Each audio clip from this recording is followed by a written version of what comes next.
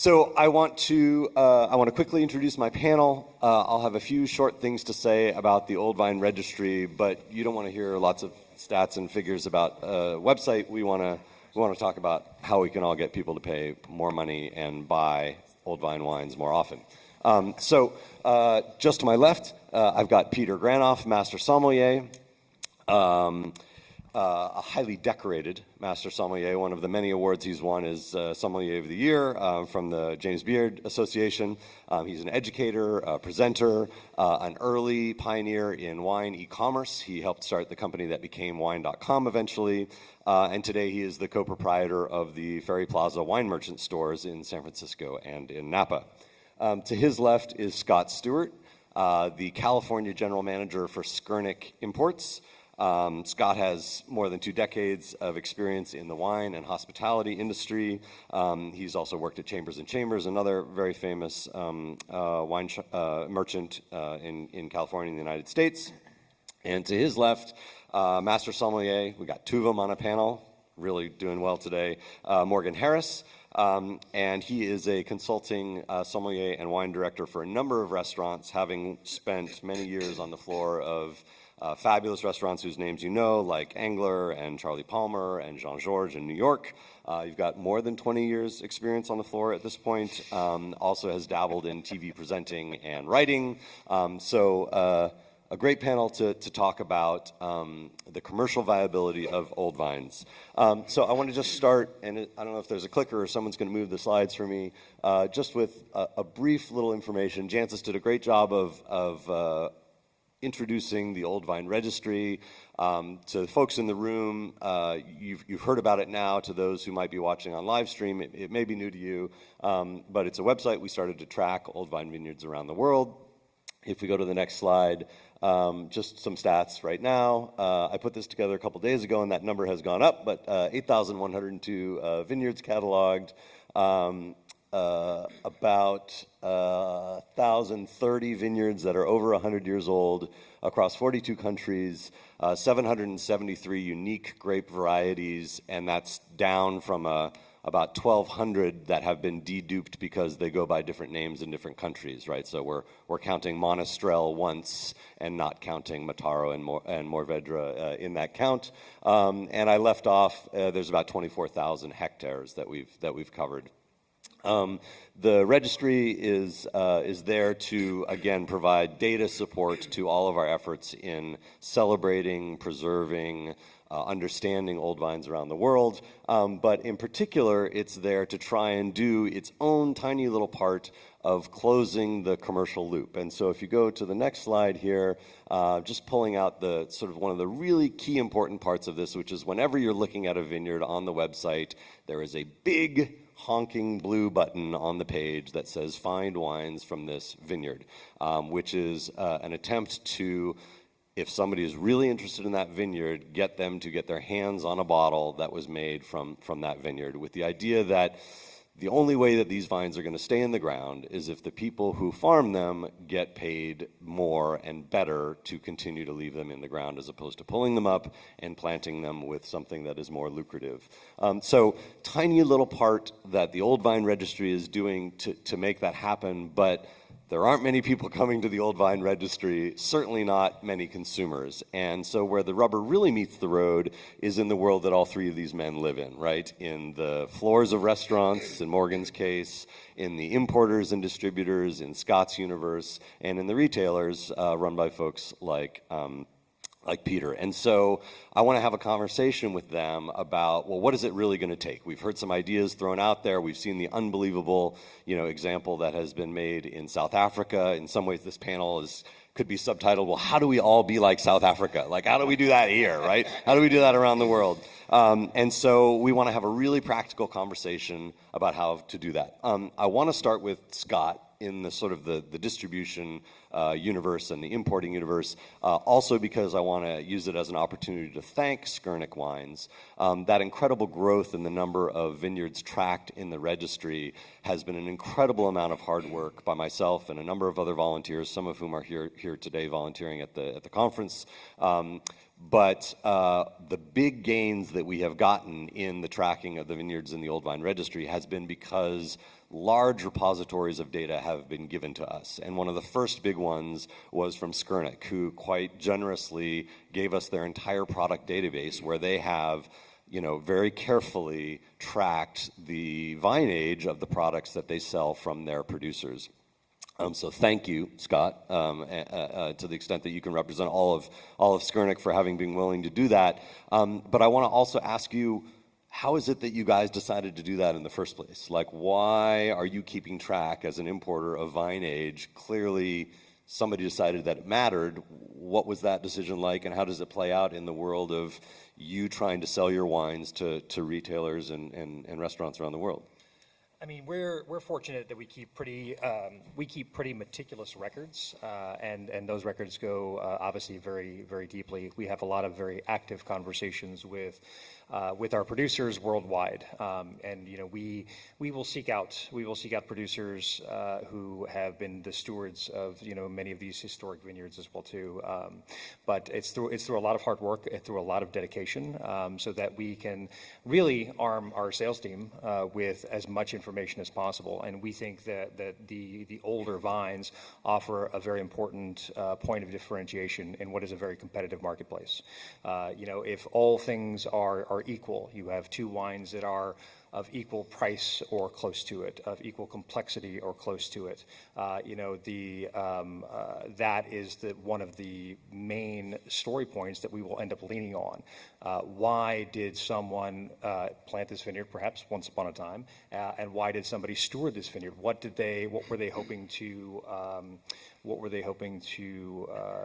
send forward as well too, through all of the economic challenges that exist, with some of these historic vineyards that in many cases could have and should have been ripped out and either planted to something else or that would have become a housing development at some point in time as well. And we actively lean on the fact that the lower yields lead to greater complexity in the wines that come from these vineyards. We actively lean on the fact that the deeper root systems create a purer or a more intense expression of terroir as well too. So it's all to arm the sales team, and then also to arm our restaurant and retail partners to ensure that they have a very compelling story to tell for why someone should choose that particular bottle of wine, either on a retail shelf or that evening in a restaurant. Excuse me for the stupid question, but does it actually work? Like, I understand the intent behind it, and of course everybody in this room would be like, yeah, let's do that. But like, does that drive sales? It depends on how good of a storyteller that salesperson is, honestly. But no, it does, honestly. We're very fortunate to work with a number of producers who have, historically old vineyards and who have chosen to make that a point of pride for them as well too. And we do believe that it works. Now, whether that wine ends up selling through is a question mark. It's harder for us to actually affect that, certainly, but yeah, it can work. Well, let's ask somebody who knows about that sell-through.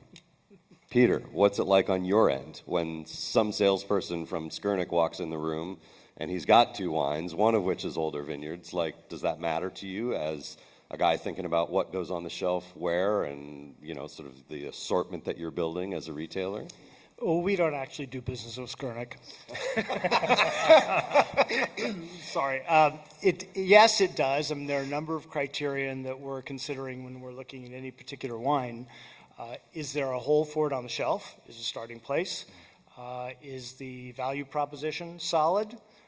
We have a heavy bias to organic and biodynamic viticulture, or sustainability when there's a credible claim, and sometimes establishing whether it's credible or not is problematic. A lot of it comes down to trust.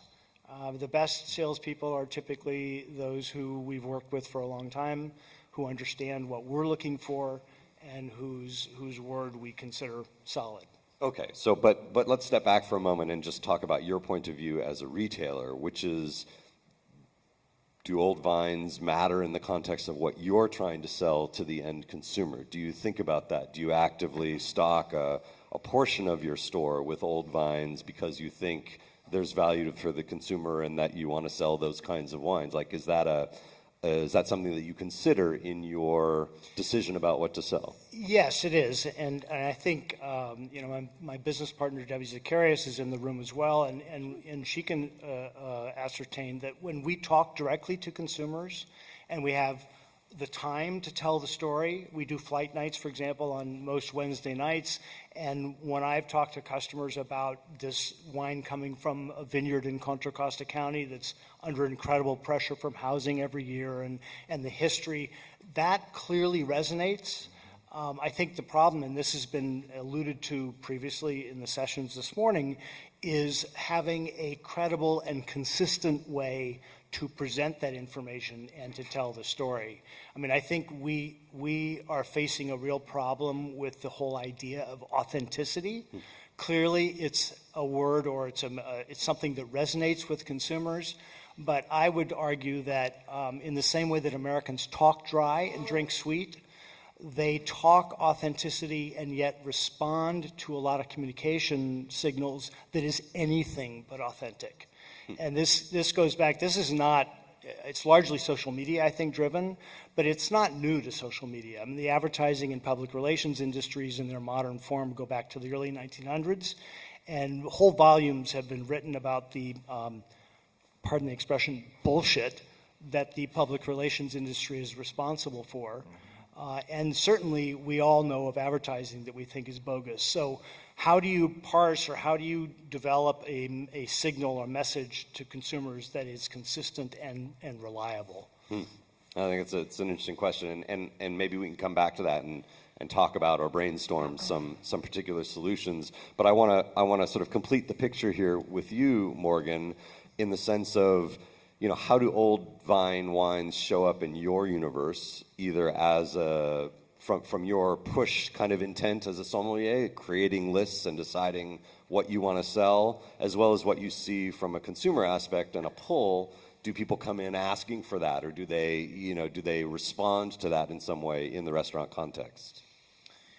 Yeah, I mean, I worked on the high side of fine dining for some time, and I think there is a huge investment in this idea of sort of like a virtuous cycle of agriculture, right?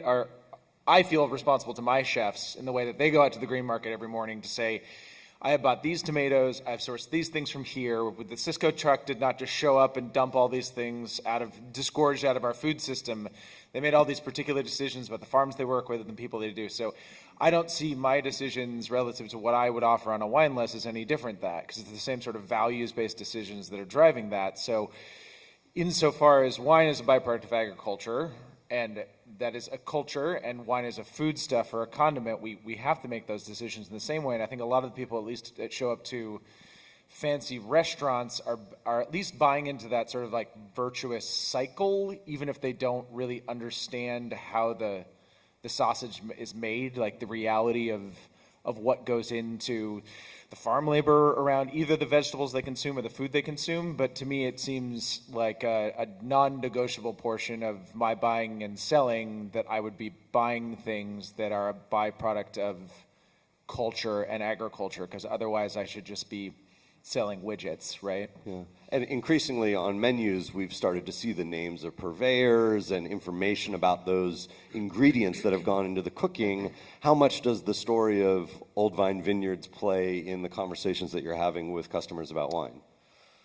I mean, it's a huge thing. Again, people come to the restaurant because they want to feel a sort of way, like they're voting with their dollars and their feet, and so they want to be bought into the idea that they are having something, and I don't mean this in a negative way, but like special and kind of adorable, and that they couldn't have gotten anywhere else, because if they could get it anywhere else, why would they come to your restaurant to have it? So Old Vines present a particular detail in that regard around all those particulars, and it makes it both easier for me to do my job, because I'm telling a story that's actually true and not making up the BS, right? Because we can talk about these vineyards in a real concrete way, and especially a lot of the people in this room, thinking about California wines in particular, have done the work to steward those vineyards. So not only am I championing the actual vineyard site, but the sort of idea and the worldview of the people who are like, no, rather than ripping this up and planting something else, we thought this was worth stewarding and holding on to and investing in as a long-term project, because this is just a better way to do things. And I think one of my favorite quotes is, it's Simon Sinek, right? Like, people don't buy what you do, people buy why you do it. And so insofar as Old Vines they're bulletproof, right, in that way. There's no other way to discuss that, right? There's no BS. This vineyard is this old, it's this cool, it was planted by, crazy Italian, Portuguese immigrants, or some mad person. We were talking about in the prep for this panel about, the vineyard's been called a bunch of things, but it's the Bedrock Carlisle / Arnott Roberts white vine. It's like some wackadoo person in the 40s planted a mixed white Alsatian field blend in Sonoma, and there's 6 acres of it, and that's it, right? So I don't know, I think there's something very quixotic and sort of amazing about that, and all of the hands that need to touch it every year in order to bring it into a bottle. And if that doesn't get someone excited about wine, well, then they're probably just dead, right? And we're talking to the wrong person. So each of you in your way has spoken about the kind of the one-on-one conversation that happens where this story comes to life and has real value and impact, right? At the table with the guest, the sales guy standing in front of a customer, standing in the retail store looking at a shelf of wines with a customer on your part, Peter. But I think what we want to do and dive into deeper in the remainder of our conversation is, well, how do we do that at scale in some way? How do we make that a bigger conversation, a category conversation where it can start to become a little bit of a pull, in the sense that customers might walk in looking for the Old Vine category, the Old Vine section of your retail store, the Old Vine piece of your catalog, the Old Vine section of your wine list. And so I want to just ask you sort of bluntly, and we'll start with you, Morgan, would you ever consider making an entire section of your wine list Old Vines, or somehow designating the Old Vine wines in a wine list? Would that make sense? Would there be value in that? Yeah, I think designating makes a lot of sense. There's a lot of sort of voguishness for meta decisions around those things. One of my favorite questions about any wine list, or I should say backhanded insult of, well, which of these is good? Nobody really thinks about what that question sort of portends. But I think insofar as we're sort of revealing this idea of agriculture through Old Vines, that, yeah, I would absolutely consider putting it on there. In a world with infinite time and infinite organization and all those things. But what would make it easier for you? Maybe having a database of old vineyards around the world that gave you free data? I don't Exactly. Maybe somebody should do that. Scott, working with something like Skernick, because a lot of my practical life is like, I'm making spec sheets for the kids on the floor for By the Glass, right? For example, right? And just having that information, and this is one of the things that Skernick does very well as a company, is makes that easy and transparent, so that when I'm telling the people who are going to tell the story what's the deal with this thing and why I chose to list it, it becomes that much easier because I have the reference material. So that's certainly point one, but we're talking about would I ever do it? Absolutely yes. It's a question of how we communicate that information effectively. And as is often the case, the how is the most difficult portion. The why is very easily revealable, but the how becomes more of a question. Okay. So you're basically punting the football to Scott and saying, Scott, if you bring me a bunch of wines and you tell me exactly which ones are Old Vines, that makes my life easier. It sounds like it. So, we are the sales and marketing arm. We are the importer and the distributor. And in many cases, we are one of the marketing arms for a number of our producers. So it's very important that we collect that information from each of those producers, and then we need to make it available, not just on a one-on-one individual storytelling basis, but perhaps there are modifications that we can make to the search engine on our website, for example, to where if someone is interested in an Old Vine section, or selections for a wine club that are Old Vines, or an Old Vine section on the wine list as well, they can go onto the website and search that. So that's part of what we can do, certainly, in addition to continuing to champion producers and tell the story. We don't have quite the beautiful closed loop universe of South Africa, unfortunately, where we can have this full governmental transparency and traceability down to the individual plot. But what about this idea of stickers in general? Like, the sort of the sticker on the bottle that says this is an Old Vine wine, and maybe it's not certified, and maybe it's not regulated, but is that something that would be useful or valuable in your universe? Either something that you would apply or something that the producer would apply? It would be useful. You get into the economics of it, and that becomes one of the challenging conversations. The But OIV is going to give us a lot of money to create the stickers, and we're going to give them away for free. Totally. So giving them away, applying them, et cetera, and it's a question of whether the producer chooses to do that or whether it's the importer and distributor that chooses to do that. So I think in many cases, if there was something designating it, on a label, right? I'm thinking of in a completely different context, like the VDP or something like that, where there's The Demeter symbol, right? standardization of some type, right? And then that is something that someone applies for and then it gets applied to a label, might be the most economic route to go. Okay. Peter, what about putting up a shelf in the store that says Old Vines, and it's grouped, not necessarily by country, which I think is, or variety, which is the most common organization I've seen in retail stores, but by age of vines, or as Scott said, a drop down on your e-commerce website where somebody could filter your entire selection by Old Vines. I draw a bright line, I think, between the digital world and the physical world. The digital world has been alluded to, and you just did.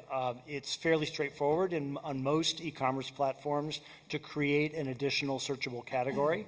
And if the information is available to us, we would certainly employ that and endorse it.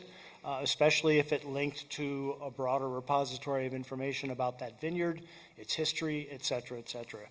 In the physical world, in the case of a store like ours where the inventory is changing constantly, we have discussions all the time about how best to organize the store. The reality is that most consumers are still coming in looking either by variety or by country. We do have a central display table where we could dedicate a display to wines that qualify. But to create a whole separate category and physically reorganize the store around that, the shelves, would be challenging. I mean, we face the same challenges with orange wine, with natural wine, with heavy emphasis on the quotes, with any number of other categories where there's been a consumer trend, and we always face the same challenge. But in the digital world, absolutely. Right. Shelf talkers are a thing. Let's go back to this idea of a sticker. I mean, would that be a useful thing in your universe from a retail perspective? Sure. I mean, the question is, how does it get on the bottle? Who applies it? We talked about this earlier. There's a labor issue. If we're applying it ourselves, that's more problematic. I would much rather see a logo that is branded and authentic incorporated into the wine label itself.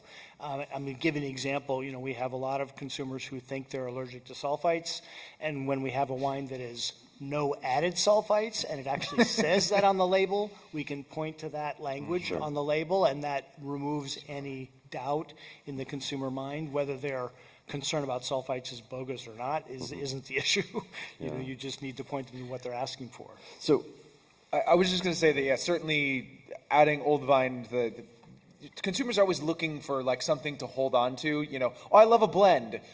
Like, as wine professionals, we know that's kind of a meaningless statement because what is the blend made of, and so on and so forth. But as something, as a way for consumers to anchor maybe their relationship to a wine as a correlative fact, I think including that, in the way that Meritage existed at some point, right there. There's much more stuffing in it, but I think that's probably the real way to move towards that. And I think some sort of labeling convention, but to speak to the logistics of it, it would be far easier if that just occurred on a label for us than it being somehow stuck on there, right? We're trying to remove steps in this overall process. I mean, we do use some little small shelf tags, for example, to flag organic and biodynamic viticulture, and you could certainly do something similar with old wines. At some point, though, the shelves get crowded, and you're dealing with just the visual. Right. Well, it used to be you only had to list one score, but now there's like what did the 19 different critics and then there out are folks like us who never quoted a score. Oh, wow.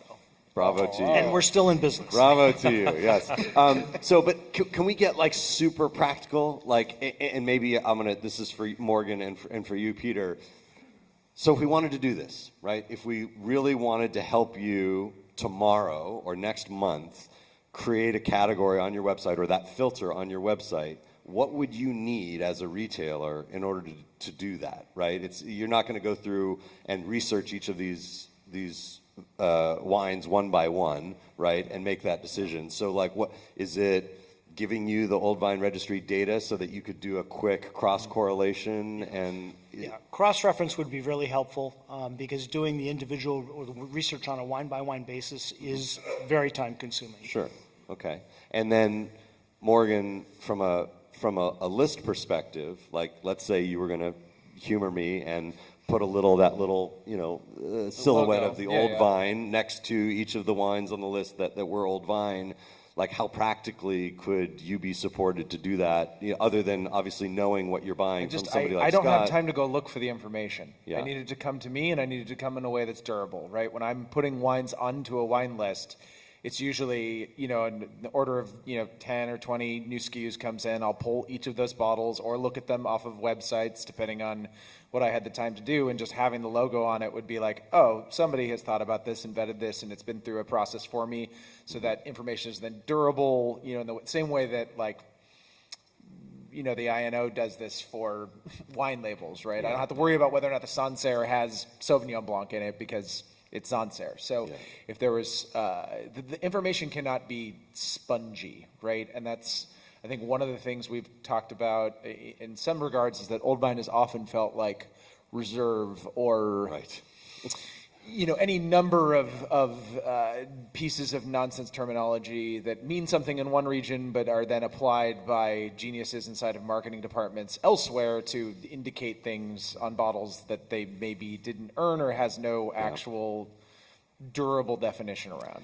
My issue with thinking about something that gets literally printed on the label, like, certified vegan as an example, right? Which is really just a binary, like, did you use in glass or something like that in the production of the wine.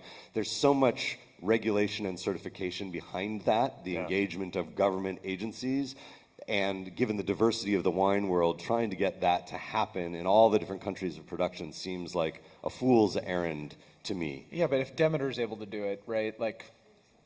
there are use cases out there in the universe that exist for this that don't seem to be like some sort of processing scenario, right? Obviously, organics is kind of a mess, but the Demeter label seems to appear on everybody who pays for the certification. So, okay, well, that's an interesting model to consider.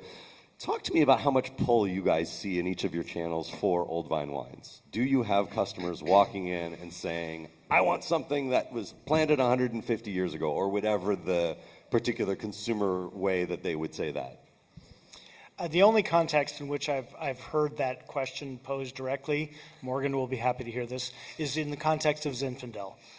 But in every other category, people don't come in asking where the Old Vine section is or do you have any Old Vine. It resonates when you call it out and describe the source and the history of the vineyard, but they're not coming in asking for it. Scott, do you have customers that specifically say, hey, we're putting together a portfolio here of wines and we want Old Vines? It's not a typical question. We get asked about about varietals. We get asked about country of origin. We get asked about price point. Much more often, we do highlight the Old Vine aspect of a number of the wines that we have, but that's when we get into that. It's an individual conversation, and it's so we use that as a point of differentiation. But it's more like us pushing that information out to make the sale, as opposed to someone asking about it. For me, as categories, it becomes so much more useful, right? I worked in a fancy Michelin one-starred seafood restaurant for quite some time, and did sell a lot of like $200 list price bottles of Chenin Blanc from South Africa, but that's doable because I can point at the page and be like, none of this is nonsense, right? Like all of this is from, people like the Alheights and Ibn Sadi and all the work that Rosa Kruger did. It's easy for me to just point at the page because that's the whole category, right? If you really love white Burgundy, right? I think these wines are spectacular. There's something different tonight. So if you want to go on an adventure, this is a great way to do it. They're celebrating these incredible old 100-plus-year-old vineyards on basically every single wine on this page. And if you want to have a conversation about that, let's do that. And so that makes it easy to shift what should be like ostensibly pretty difficult bottles of wine to sell. $200 bottles of South African Shannon are certainly not anything that anybody's coming in and asking me for, but it becomes very easy to then by proxy sort of sell the category. I mean, A, because I work in a fancy seafood restaurant, but B, because of the fact that there's a durability between the entire category, and you kind of point and shoot, which means that you don't have to worry so much about what price point they're at, because that's the story of the section or the category of the wine list. Yeah. So we're clearly very much in a push universe right now, right? Where this conversation with consumers about old vines is coming from this side of the table, not that side of the table. Putting your industry hats on to the extent that you can, is that where we should focus? Like if we're going to spend our limited time, energy, and money right now trying to advance the cause of old vines and getting people to buy them and enjoy them more, is the time and energy best spent on this side of the table thinking about how we do better at sending that message, send that message more consistently, send that message with greater volume, with more frequency?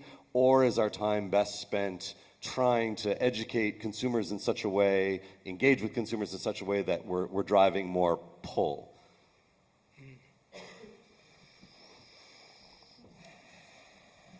I think realistically, it's this side of the table. Okay. All right. He just volunteered. Did you hear that? What do you guys think? Such a difficult question, right? In general, go ahead, Scott. You can go first. No, I mean it's a very difficult question to answer. I think it is up to us to continue to have those conversations to try to make that information available a little more globally. I think for the foreseeable future, it will be a bit more of us pushing that information out as opposed to someone actively coming to us like they would with I'm searching for an organic or biodynamic producer, right? Mm-hmm. So I think that's going to be the case for a while, but we can tell the individual stories. But yeah, I think it's going to be us. Okay. Morgan? I think it's a bit of a pull and a push, right? Because if you care about wine, these are and start to think about wine, these are the first wines you're going to start to care about. The problem is that at least in America, people do not appreciate wines as agriculture, and that the Old Vine thing really helps to sort of sell that narrative, right, as a sort of flag inside of that whole conversation. But I think if it's to be pull, it's to make people understand that, like, why an Italian would look at them like they're crazy if they're having a martini through dinner rather than having, you have the condiment with dinner, right? You don't have the beverage alcohol. We need to differentiate the whole category of wine as like part of ancient agriculture rather than something. I mean, I love beer and I love spirits, and I'm really not trying to say anything bad about them, but I think of all the things that we drink, wine is the most grocery-ish of them, and so getting people to understand that about it will then automatically sort of draw them towards old vines as a category, because people who have discriminatory income love spending money on fancy vegetables and organic protein, or hormone-free beef and, things like that. So the virtuous cycle, I think the Old Vine thing is an important part of that. I like the idea of sort of changing the conversation. And one question that occurred to me as we were talking here was, we've talked about some really fundamental blocking and tackling that would help you, information that's not squishy, a referenceable database that makes it easy for you to go through and tag your wines. All that stuff is relatively easy to do or straightforward in understanding of it. Is there something that we all should be doing differently, though, when it comes to thinking about how to generate that pull? Like, are we talking about old vines and their relationship to wine in the right ways to engage with consumers? Are the words we're using, do they need to be different? Do we need to be speaking in different places or in different ways? Like how, beyond the mechanics of helping us ourselves sell this category better, are there less tangible things that we need to be thinking about in terms of engaging customers with that story? Any of you have any thoughts on that? I think there's a bit of a dilemma in the sense that if you want to create a mass market pull, you're creating it for a category that is inherently limited. And while that, that might push prices up, which might be good for a lot of the producers who are still, plying their trade in this difficult arena. But I don't know if a mass market effort is actually going to produce the kind of results that we're looking for. Other thoughts?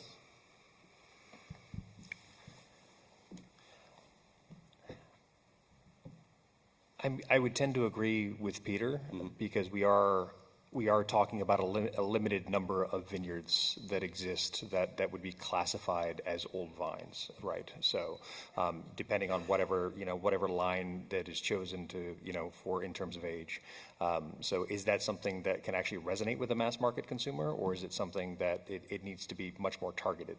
Is it something where we finding whomever is at the farmer's market who cares about the different heirloom tomato varietals, right? I mean, I think that is the consumer that should be targeted. Mm-hmm.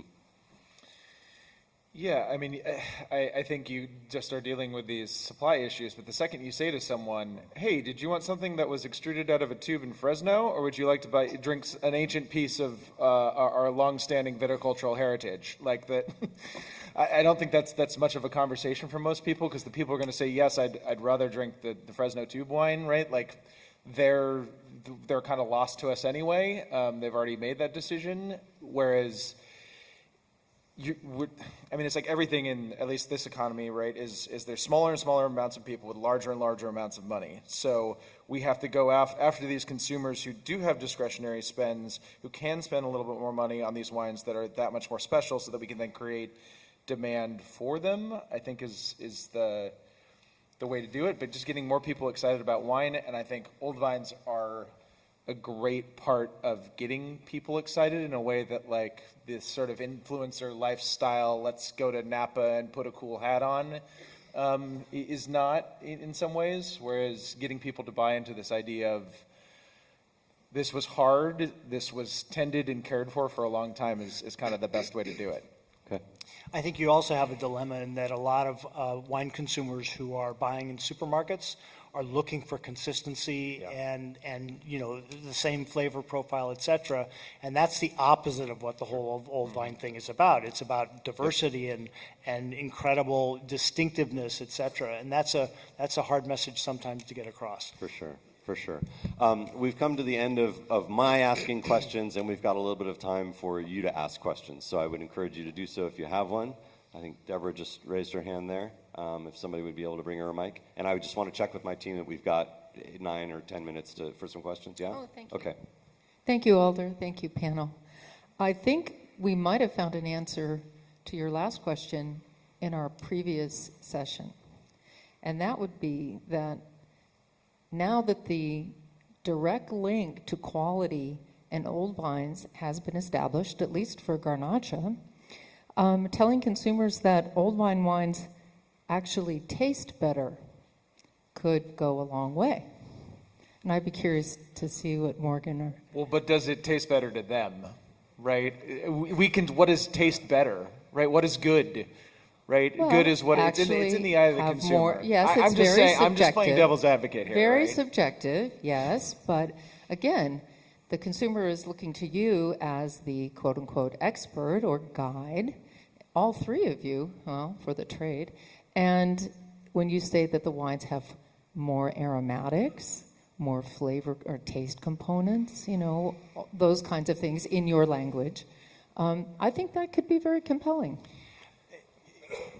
If I can just weigh in or pick up on something Morgan said earlier, consumers sometimes will ask us, for example, if they're contemplating a membership on our wine club, can you guarantee me that I'm going to love all the wines? And our answer is no. We're trying to choose wines that have personality, and personality by definition divides the room. So part of our challenge is to get consumers to the point where they're celebrating the distinctiveness and not expecting it to be a clone of the last Chardonnay they had. The difference between what is good and what is good for you, those are two different things. Yes. I've got a comment over here, Alder. Oh, thanks, Jim. As somebody who reviews wine and often does his own data entry to put the name of the wine into the database for jamessuckling.com. One thing that would be really helpful is if all the wineries would start putting Old Vine somehow on the label. So when we see it, we know it's part of the wine name. If it's just on the back label, if it's in the tech sheet, we're not seeing that always when we're reviewing. And if you get the words Old Vine in there, and then it's searchable on our database, all the other publications' databases, that's a simple thing. I know it's squishy what Old Vine means, but put it on there so we get it into our system so people can go to our websites and search it. That's my advice, not really a question. Fair enough. Is it Joel? Did you have your hand up there? Oh. Okay. The mic is going somewhere that I can't see. Yeah, it eventually reached its destination. Great panel, first of all. Thank you very much. And you'll be glad to know some of the consumer research I'm going to be presenting later aligns with a lot of the themes you guys have brought up. I did want to push back on one thing, though, and that is Peter was skeptical about consistency. I think actually Old Consistency is an emblem for any individual wine of Old Vines. They've been consistent for many years in their quality. They deliver the character of that particular vineyard more consistently. And we have research showing that consistency is something that high-end consumers in particularly value, and they suspect lesser priced wines of being very inconsistent. So I would say that consistency could be one of the attributes that we promote for Old Vines. I don't think Peter was talking about like vintage over vintage consistency. I think he's talking about expectability of taste and a flavor profile, right? Which is if you take, 9 different vineyard sites, they're not all going to taste the same, even though they're made out of Zin, because one of them's from, close to the Sonoma coast, and the other one's from the heart of the Russian River, and another one's from Amador. So right, even though those are all Old Vine Zin, those are nominally going to produce different qualities inside of them. Right, yeah. I had this Zinfandel the other day. I want you to give me something that tastes exactly like it. Well, Right. That's not so easy to do. Indeed. Yeah. What else we got? So I've got the mic. I don't know who you are. And I'm not going to drop it. But Morgan, I just pulled up the Prelude wine list. Yes. And you have a table of contents. Yes. And the table of contents is by the glass and sparkling and Sauvignon Blanc and Pinot Noir and Italian red varieties and Iberian varieties and a category for sweet wines. Yeah. I understand Peter's concern about putting a category in a store shelf because it does get confusing and bizarre when you look at all the possibilities when you're facing, that kind of a situation. But how hard would it be to add another line as Old Vine selection or something of that nature? And would that be useful? Because you're not always at tableside to help these people, but they do read the menu. I think that's just a byproduct of how wine directors think, and they're used to listing. The schema is we list by variety, right? So then you start to add things like Old Vine, and then it gets a little off the rails pretty quick in terms of scope creep, right? Because what else are we going to list by category? It is definitely possible. I'm not saying it's not. I'm just saying that generally speaking, you pick a convention, you stick to it because we thrive on rules in Michelin-starred restaurants, and that's how we think about those things. But totally possible. Yeah, I don't see any reason why, if I've seen wine lists that have a special section featuring female winemakers, up front, that we can't have one that's a great that thing to says, celebrate too, but again, scope creep, right? Because then where do we stop the categories? Well, it's all about what you value in your for particular sure. establishment, and maybe that fits or doesn't fit with your angle and mission. On the other hand, you now see a lot of wine lists that have a core event selection on the wine by the glass, and that didn't exist 10 years ago either. That's right. So, great question. Blake, you'd have your hand up? I actually have the mic. Oh, there's a mic back there. Gil. Yeah, I don't know if this is the correct place or time to ask this question, but it's been occurring to me over the years as we've talked about Old Vines, which is that at some point it needs to come down to the collective. And the collective means that we all work together to allow our industry to thrive, to move forward. And I wonder if there's a model out there, and I don't know, but I imagine many of you do, especially the people in the press, where there are governments that subsidize and incentivize people to keep old vines in the ground, as opposed to what's happening in California right now as we see the glut and we see, these beautiful old vines coming out. How can we work together to promote some sort of incentive to allow people to keep these vines in the ground? I think that effort starts with a government that's not insane.